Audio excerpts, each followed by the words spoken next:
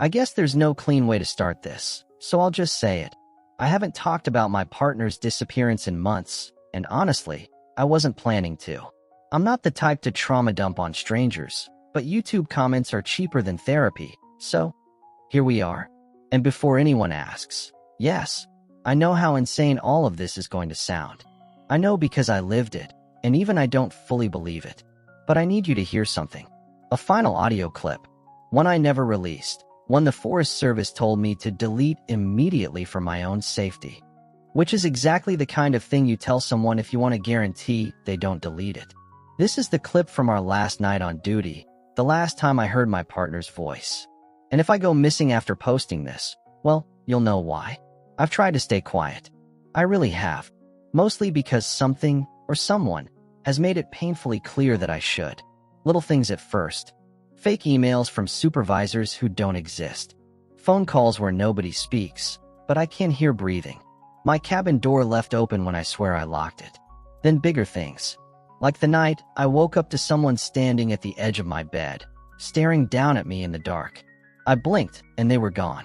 No footprints. No signs of forced entry. Just the smell of. I know posting this is a bad idea. I know it's stupid. But you deserve to hear the truth, and I deserve not to carry it alone anymore. So before I play the clip, drop your theories in the comments.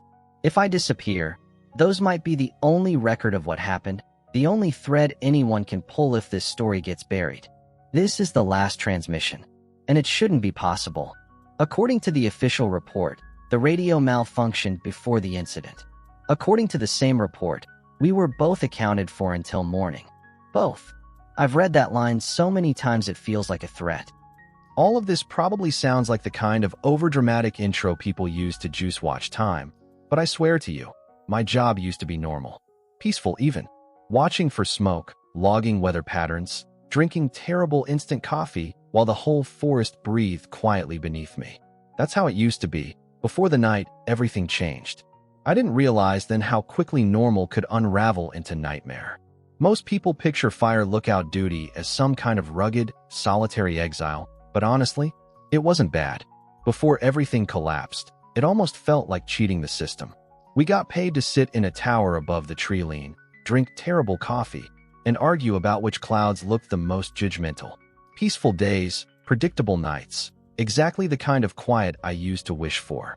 My partner, Finn, made it better. He had this dry, sarcastic charm that made even the most mind-numbing tasks feel like inside jokes.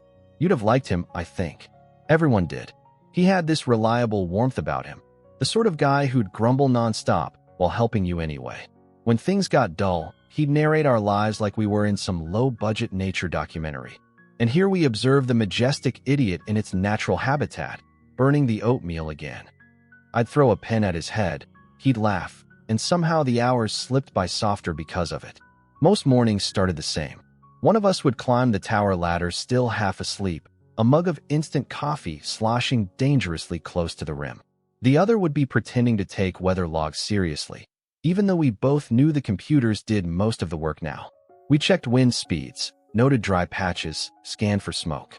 Those still moments, before the sun got high enough to bleach the world into stark brightness, are what I miss most. They made the forest feel like a living thing waking around us.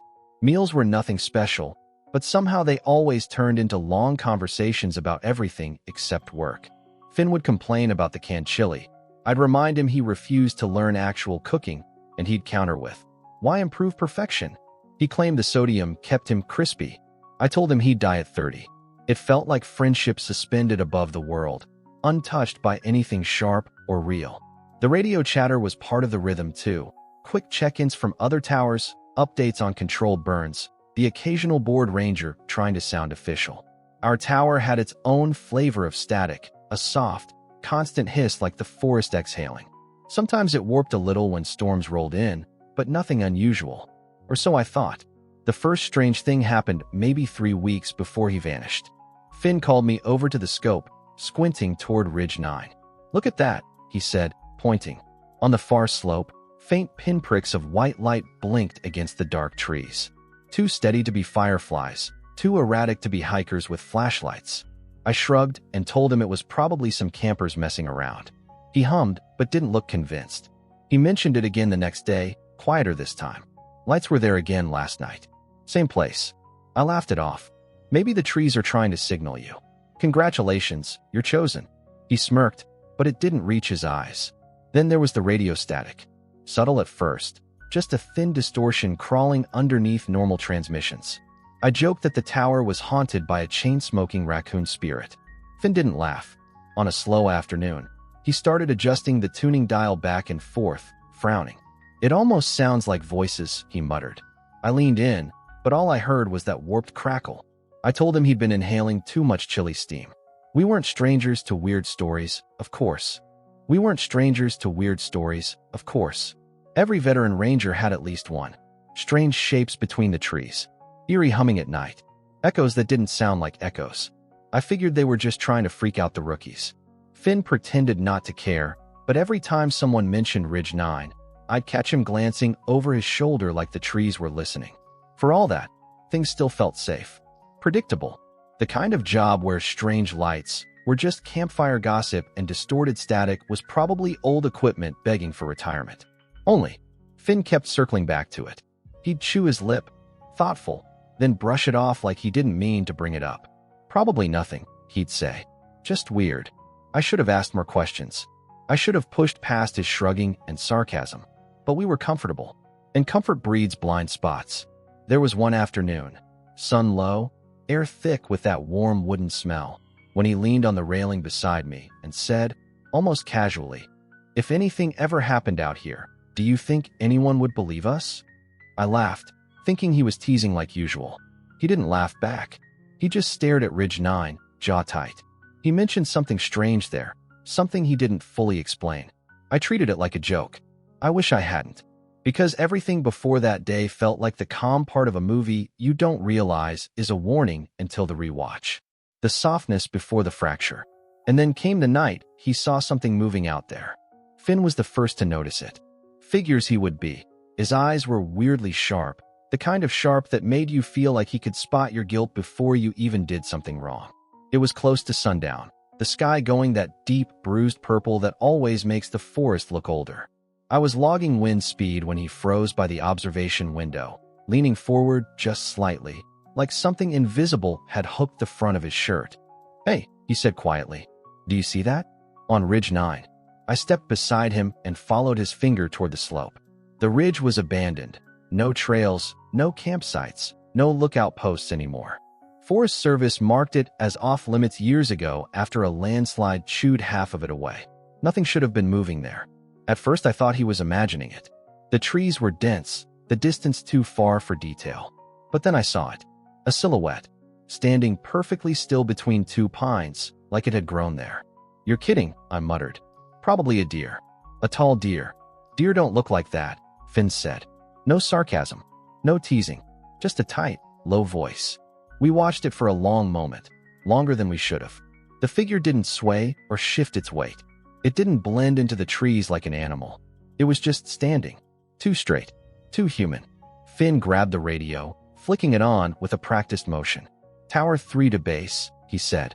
"Do we have anyone scheduled near Ridge 9? A crackle of static. Then a reply. "Negative, Tower 3. You and Tower 2 are the only ones on shift." Finn exhaled slowly. "Copy that." He set the radio down.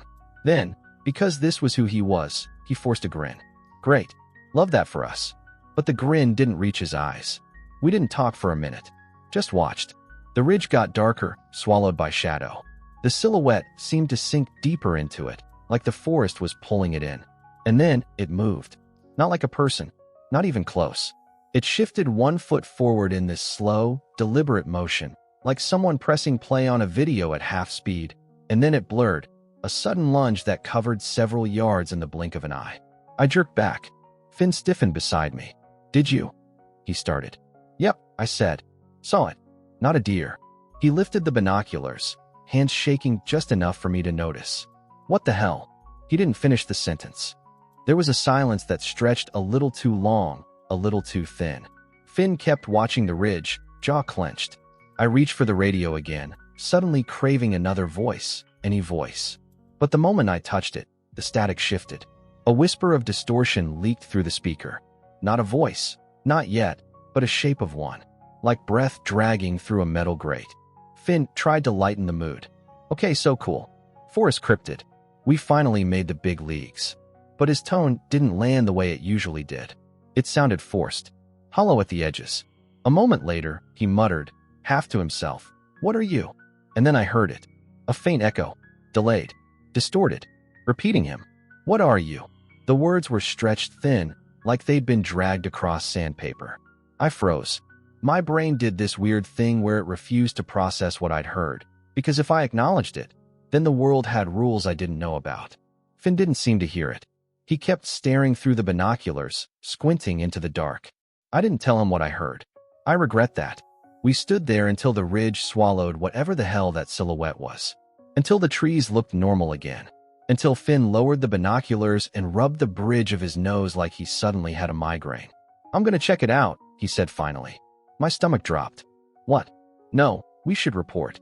"It's probably nothing," he cut in. "Could be someone lost. Or a bear. Or my imagination." But he didn't believe that. Not for a second. He clipped his radio to his vest, grabbed his flashlight, and headed for the ladder. "Stay here," he said. "If it's nothing, I'll be right back. If it's something," he forced a smile, "you'll hear me screaming." I didn't laugh. There was a silence that stretched a little too long, a little too thin. Finn kept watching the ridge, jaw clenched. I reached for the radio again, suddenly craving another voice, any voice. But the moment I touched it, the static shifted. A whisper of distortion leaked through the speaker. Not a voice, not yet, but a shape of one. Like breath dragging through a metal grate. Finn tried to lighten the mood. "Okay, so cool. Forrest cryptid. We finally made the big leagues." But his tone didn't land the way it usually did. It sounded forced, hollow at the edges. A moment later, he muttered, half to himself, "What are you?" And then I heard it. A faint echo, delayed, distorted, repeating him, "What are you?" The words were stretched thin, like they'd been dragged across sandpaper. I froze. My brain did this weird thing where it refused to process what I'd heard, because if I acknowledged it, then the world had rules I didn't know about. Finn didn't seem to hear it. He kept staring through the binoculars, squinting into the dark. I didn't tell him what I heard. I regret that. We stood there until the ridge swallowed whatever the hell that silhouette was. Until the trees looked normal again. Until Finn lowered the binoculars and rubbed the bridge of his nose like he suddenly had a migraine. "I'm gonna check it out," he said finally. My stomach dropped. "What?" "No, we should report." "It's probably nothing," he cut in. "Could be someone lost. Or a bear. Or my imagination." But he didn't believe that. Not for a second. He clipped his radio to his vest, grabbed his flashlight, and headed for the ladder. I didn't laugh. The tower door closed behind him. And that was the last moment the world still felt familiar. The first call came barely 10 minutes after Finn disappeared into the trees. I'd been pacing the tower, checking the ridgeline every few seconds, trying not to picture that silhouette crouched behind a trunk waiting for him. When the radio finally crackled to life, I nearly jumped out of my skin. "Tower 2, you copy?" His voice, but wrong, thin and strained, as if he were speaking through a tunnel. I snatched the radio. "Finn? Yeah, I'm here. You okay?" Static swallowed the next few seconds. Then, faintly, thought I saw near the old loop. Loop? He'd never used that word before. Maybe he meant trail loop? Or the water loop road. I pressed the button. "You're cutting out." "Say again." His reply didn't make sense. "You copy," he repeated. Same tone, same rhythm, same exact words. It wasn't an answer. It was a duplicate. "Finn, are you messing with me right now?" Silence. Crackling wind. Something that almost sounded like shuffling leaves against the mic. Then, quietly, Don't come down here." I froze. His voice wasn't strained anymore. It was scared. I'd heard him scared only twice. Once during a sudden lightning strike near the tower, and once when he got stalked by a cougar for 20 minutes. This was different. Hollow. Uncertain. Like he was trying to convince himself he still existed. "What happened? Are you hurt?" I pressed. Another burst of static. Then a broken sentence. "There's someone else out here." My skin crawled. "Who?" "Finn, who's with you?" But instead of answering, the radio emitted a low hum. A vibration. Almost like breath against a metal pipe. Then came Finn's voice again. "Tower 2, you copy?" But it wasn't a duplicate this time. It was a replay. Same words. Same crackle. Same cadence. Down to the second. A voice loop. The phrase hit me almost instantly. A memory I didn't want. Old Ranger logs. The ones the new hires weren't supposed to read. The notebooks buried in the storage cabin, warped with moisture and paranoia. I'd flipped through them once, laughing at the weird, scribbled warnings. False echoes on Ridge 9. Voices get out of order. Never follow the loops. I thought they were jokes. Hazing material. Now I wasn't laughing. I'd flipped through them once, laughing at the weird, scribbled warnings. False echoes on Ridge 9. Voices get out of order. Never follow the loops. I thought they were jokes. Hazing material. Now I wasn't laughing. I gripped the radio tighter. Finn, I need you to talk to me. Say anything. Tell me where you are. For a beat, nothing. Then, what tower is this? His voice cracked on the last word. It's me, I said quickly. It's me, okay? I'm in Tower 2. You just talk to me. Tower 2. He repeated, like he was trying the words on for size. I don't remember coming this far. Red flags erupted in my head. He'd left maybe 15 minutes ago. Ridge 9 wasn't far. It was barely a hike. Finn, look around. Do you see the trail marker? The old fire road. No, he said. Just trees. And something else. What's something else? His breathing hitched. One uneven inhale.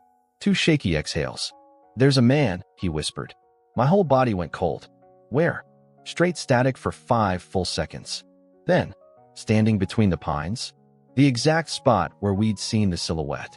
Finn continued in a trembling voice I barely recognized. He's not moving. He's just watching, and I swear he keeps getting closer when I look away. Finn, listen to me, I said. Start walking back. Slowly. Keep your flashlight pointed at him. Silence. Then, which way is back? My throat tightened. The same way you came. Follow your footprints. Another long pause. I don't see them. What? You should. It's soft ground. Your boots always leave deep prints. Not here, he whispered. The dirt, it's different. He sounded lost. Disoriented. Like the forest had rearranged itself when he wasn't looking. Okay, I said, trying to keep steady. Use your compass. He stopped. I don't have one. Yes, you do. You always carry it. No. His voice frayed. I don't remember grabbing it. I don't remember leaving the tower. A nauseating dread curled in my stomach. I'd flipped through them once, laughing at the weird, scribbled warnings. False echoes on Ridge 9. Voices get out of order. Never follow the loops. I thought they were jokes. Hazing material. Now I wasn't laughing. I gripped the radio tighter. Finn, I need you to talk to me. Say anything. Tell me where you are. For a beat, nothing. Then, what tower is this? His voice cracked on the last word. It's me, I said quickly. It's me, okay? I'm in Tower 2. You just talk to me. Tower 2. He repeated, like he was trying the words on for size. I don't remember coming this far. Red flags erupted in my head. He'd left maybe 15 minutes ago. Ridge 9 wasn't far. It was barely a hike. Finn, look around. Do you see the trail marker? The old fire road. No, he said. Just trees. And something else. What's something else? His breathing hitched. One uneven inhale. Two shaky exhales. There's a man, he whispered. My whole body went cold. Where? Straight static for 5 full seconds. Then, standing between the pines, the exact spot where we'd seen the silhouette. Finn continued in a trembling voice I barely recognized. He's not moving. He's just watching, and I swear he keeps getting closer when I look away. Finn, listen to me, I said. Start walking back. Slowly.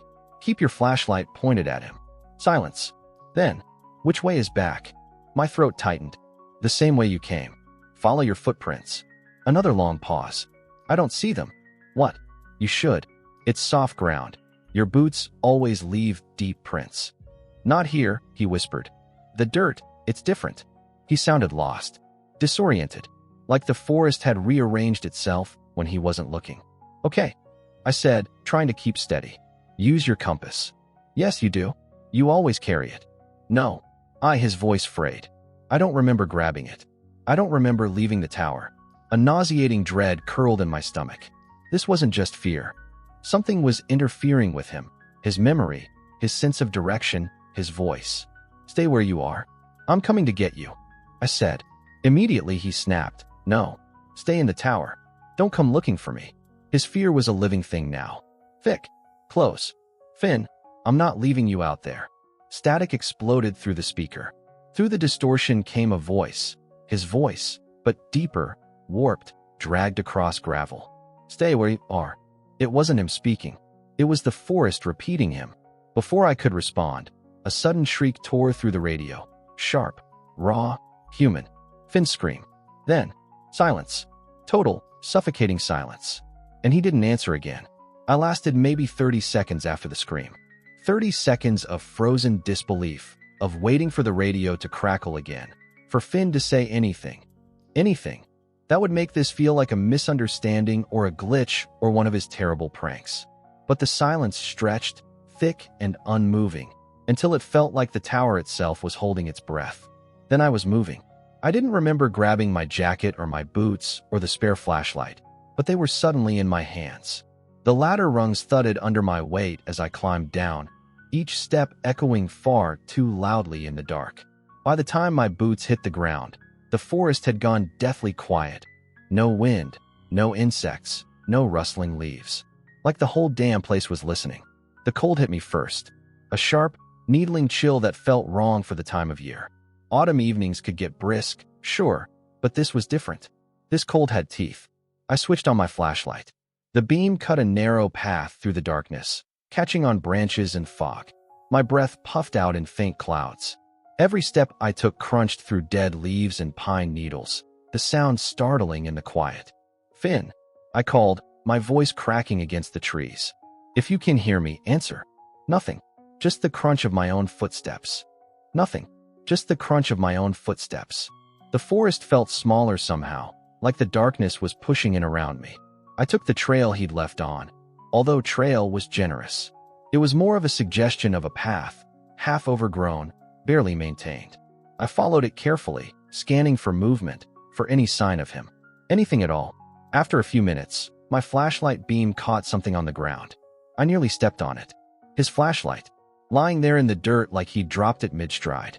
I crouched and picked it up. It was still warm, as if he'd been holding it seconds ago. A wave of nausea rolled through me. Finn, I called again, softer this time. Hey, come on. Don't screw with me. But the forest didn't answer. I turned in a slow circle, sweeping the beam across the underbrush, and that's when I saw them. Footprints. Boot prints. His. Only wrong. The first few looked normal.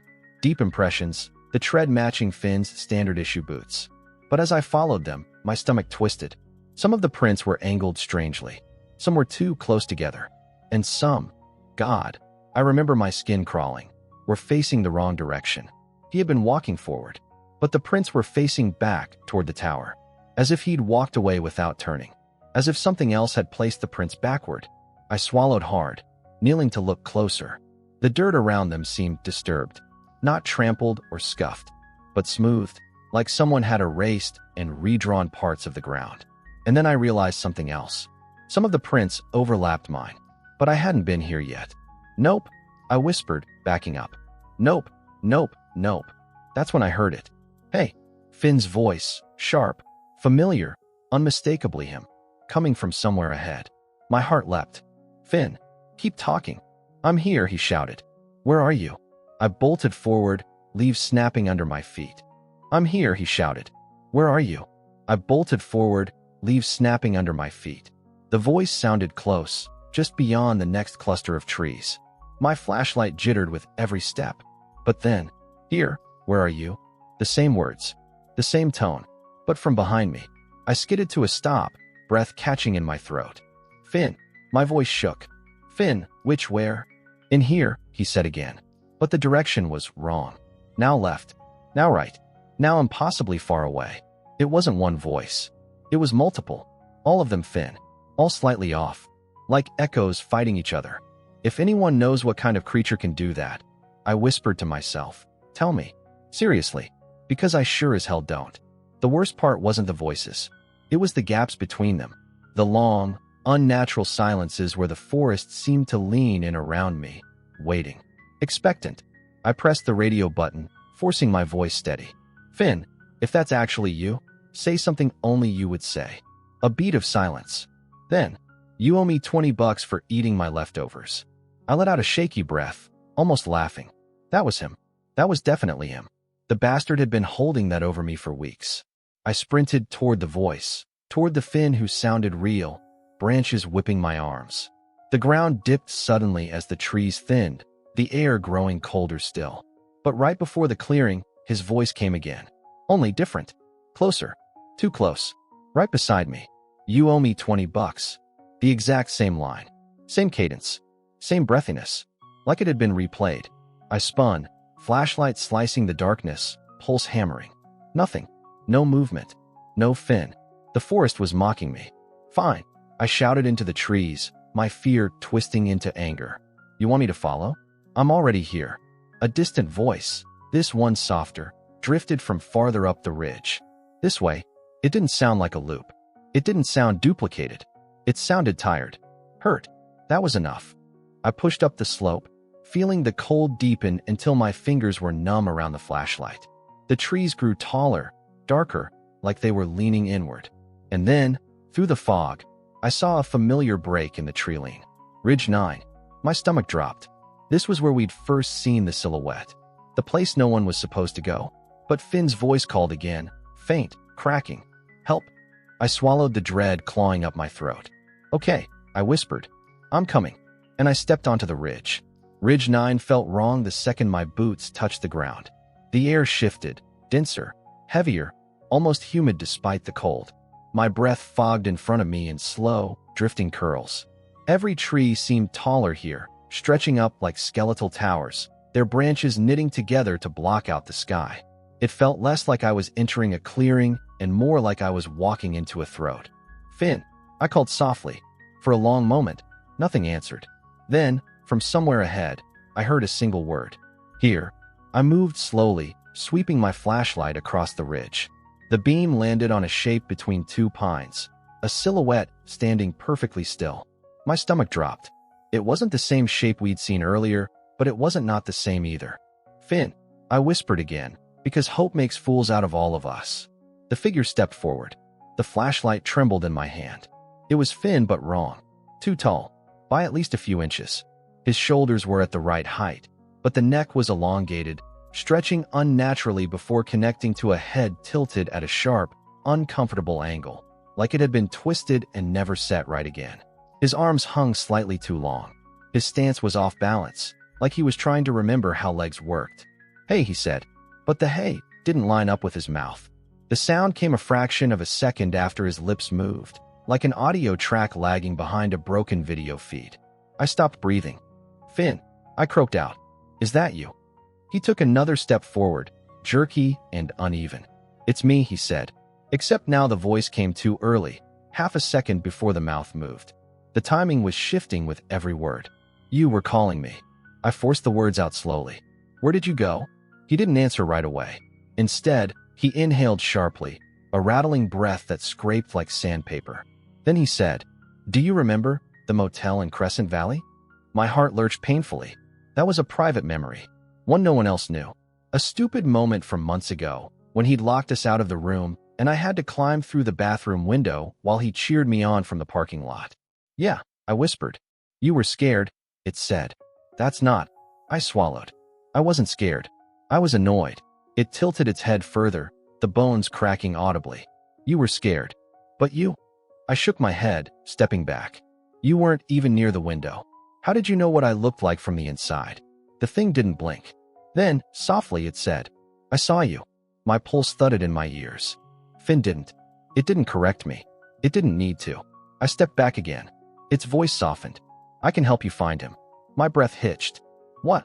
Another scraping inhale. You want to find him? Its voice grew warmer, smoother, less distorted. I know where he is. The flashlight flickered.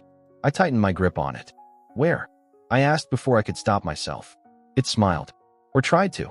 The expression stretched too wide, pulling the skin at the corners of its mouth like it didn't understand the limits of a human face. Closer, it whispered. I didn't move. Something rustled behind me. Light, quick, like something darting between bushes. The creature's head snapped toward the sound. Too fast, too sharp. Then it snapped back to me. He's calling for you. My breath shook. Say something only he'd say. It paused. For a long, uncomfortable moment, the forest was silent. Then it said, "You checked the tower logbook when you thought I wasn't looking." I froze. That was something I'd never told anyone, not even Finn. 2 months ago, he'd mentioned previous rangers leaving weird notes in the logbook. I'd laughed, said I didn't believe him, and then checked the book secretly in the middle of the night. I never told him. Not once. "How did you?" My voice cracked. He didn't know that. The creature stepped forward. "I know many things," it murmured. My hand shook so badly the flashlight beam jittered across its chest, its face, the trees behind it. Every surface the beam touched seemed to pulse, like the forest was breathing. "Stay away from me," I said, taking another step back. It took another step forward. Then another. Then another. Its movements grew smoother with each one, refining itself, adjusting, getting better at imitating the way a person walks. "Don't you want to know what he told me?" it whispered. My heart hammered so loudly it felt like it was shaking my ribs. What did he tell you?" I whispered. It leaned in slowly, the head lowering to meet my height, vertebrae clicking. Its breath was cold when it spoke. "He told me something he didn't tell you." My blood turned to ice. "He said," it whispered, "that he saw someone in the tower with you." The bottom of my stomach dropped out. "What?" I breathed. "You weren't alone," it said. Everything in my body screamed to run. Before I could move, it inhaled sharply, too sharply, and let out a mimicry of Finn's laugh. Perfectly replicated. Perfect tone. Perfect pitch. But wrong. Empty. A recording of a recording of a recording. That was it. Instinct kicked in. I turned and bolted. Branches tore at my jacket. My flashlight beam swung wildly as I sprinted down the slope.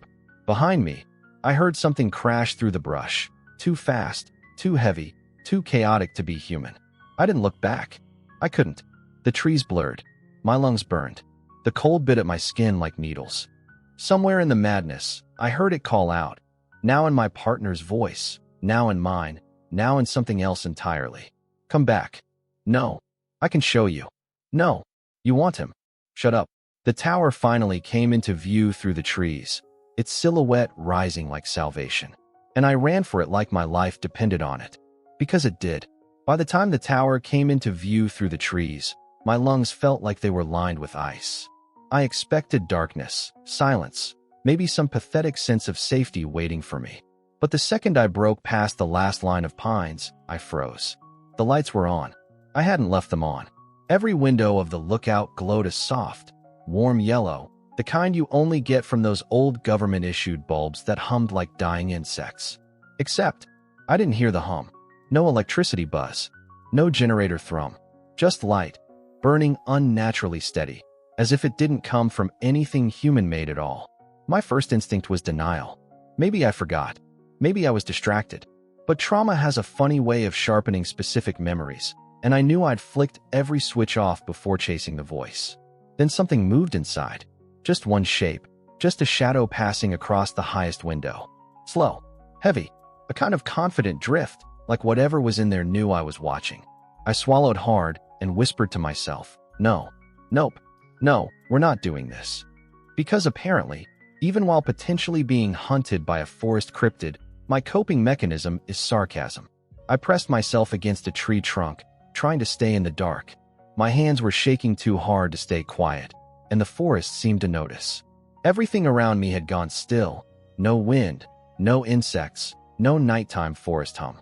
Just me, and the tower, and whatever was pacing inside it. Then a sound broke the silence. A soft thud from above. Another.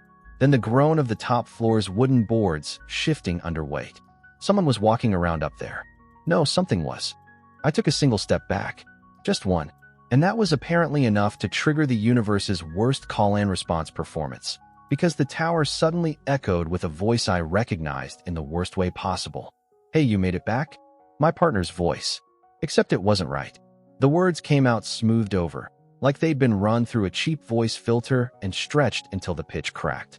The tone dipped too low at the start and ended too high, like it couldn't decide which version of him it wanted to mimic. I didn't answer. Couldn't. The voice tried again, louder this time. "Come up. I've been waiting." There was a pause, like the thing was calibrating. Then it tried to clear its throat. But the sound it made wasn't human. It was a wet, glitching choke. A scrambled gasp layered with breath that didn't match the rise and fall of a human chest. Something shifted near the window.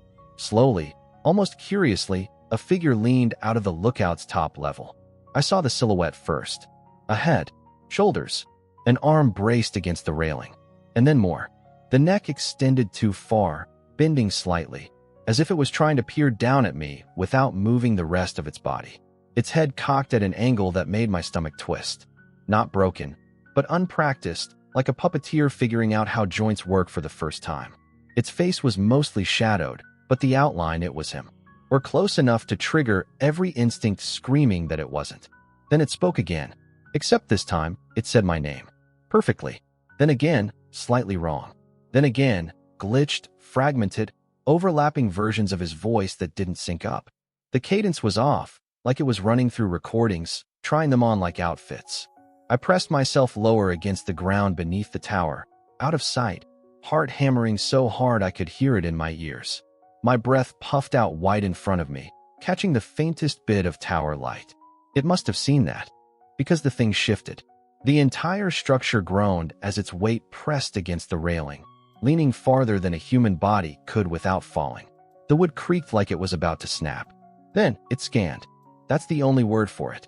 Its head moved in stiff, short increments across the forest below. Left, click, right, click, down, click, searching for me. Every time its gaze passed near my hiding spot, I felt this instinctive pressure crawl up my spine, like prey being watched by a predator that hasn't decided what part to eat first. I bit down on my glove to keep from making noise. My whole body was shaking so violently I could hear my jacket whisper against the leaves. Then, something in the tower snapped.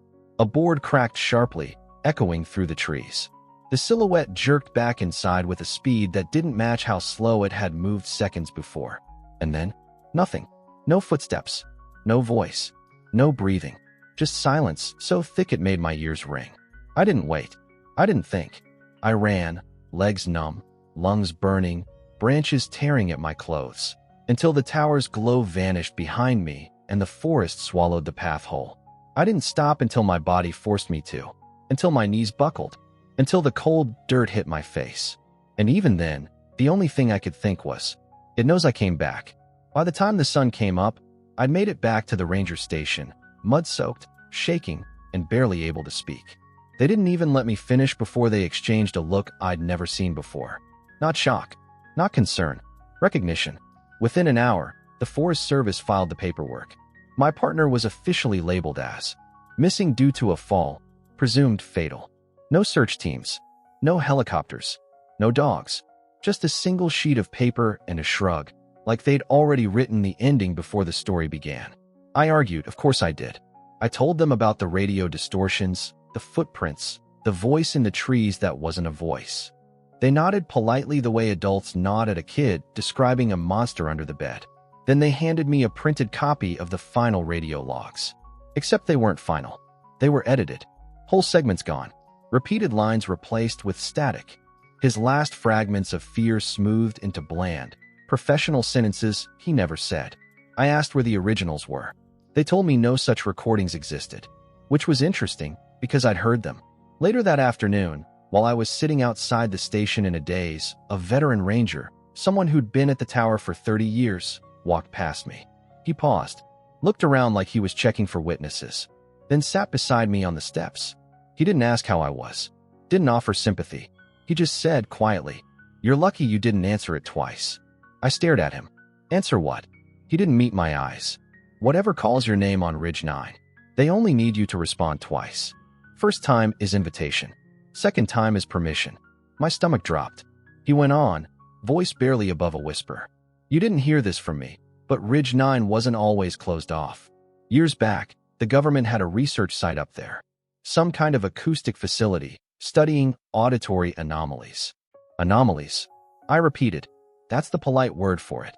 He rubbed a hand over his face. People started going missing. Sometimes they'd come back days later, but they weren't exactly themselves anymore. Other times all we'd find were their radios, still warm, still transmitting, like something else had been using them. I felt cold in a way that had nothing to do with the mountain air. Why didn't anyone warn us? I asked. He laughed. Not humorously, more like someone cracking under old pressure. Because the official story works better. Accidents, falls, hypothermia. Humans fear the unknown, but they obey paperwork. He stood, adjusting his jacket like the conversation had never happened. And kid, he added, don't talk about the voices. Ever.